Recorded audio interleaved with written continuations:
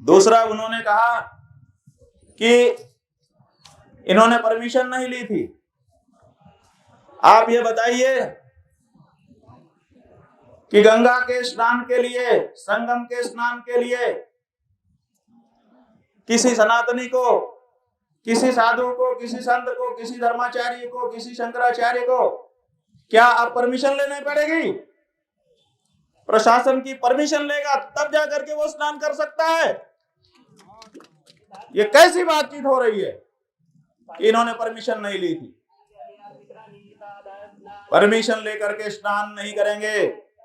Permission देने का अधिकार किसी को नहीं है। ये माँ हमारी है, हम उसके बेटे हैं। माँ का हमारे ऊपर अधिकार है और हमारा माँ के ऊपर अधिकार है। इसमें परमिशन की कोई बात नहीं है। पिता हमको पैदा करता है, वो भी माँ से बात करने के लिए हमको परमिशन की बात नहीं करता कि जब तुम हमारी पत्नी से बात करोगे तो हमसे परमिशन लोगे। कभी आपने कोई उदाहरण देखा हो तो बताइए। तो माँ बेटे के बीच में ये परमिशन देने वाले कौन लोग आ गए?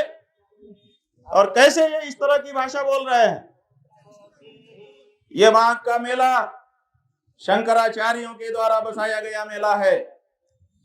यहाँ पर बहुत से लोग अपने पापों के प्रक्षालन के लिए आते हैं।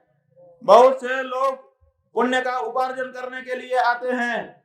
शंकराचार्य को ना तो पापों का प्रक्षालन करना है और ना ही पुण्य का उपार्जन करना है। पाप का प्रक्षालन इसलिए नहीं क्योंकि उसने कोई पाप किए नहीं है और निष्पाप है, वो पाप से बच करके रहते हैं। और पुण्य का उपार्जन उनको इसलिए नहीं करना है क्योंकि पुण्य का उपार्जन करके स्वर्ग का भोग भोगने की उनके अंदर इच्छा नहीं है। इसलिए पाप पुण्य दोनों के लिए हम नहीं आए। हम क्यों आते हैं यहाँ पर? हम इसलिए आते हैं कि जब हम आते हैं और आकर के पवित्र डुबकी लगाते हैं तो हमको देखने वाला पूरा सनातनी समाज ये सोचता है कि जहां शंकराचार्य जी जाकर के डुबकी लगा रहे हैं हमें भी वहां पर जाना चाहिए। हमारी डुबकी को देखकर ये करोड़ों जनता यहां पर आई हुई है और आप हमारे रास्ते को रोकते हैं और कहते हैं इन्होंने परमिशन नहीं लिया।